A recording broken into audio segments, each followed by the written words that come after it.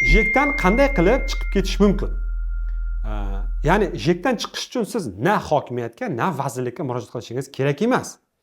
Aholi yig'ilish qiladi. Ya'ni siz boshqaruv kompaniyani qanday qilib saylagan bo'lsangiz, xuddi shunday qilib chiqib ketishingiz mumkin.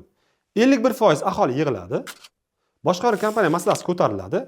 Bayonnoma tuziladi va qaror qabul qilinadi. Boshqaruv kompaniyadan chiqish haqida qaror qabul qilinadi. Bo'ldi.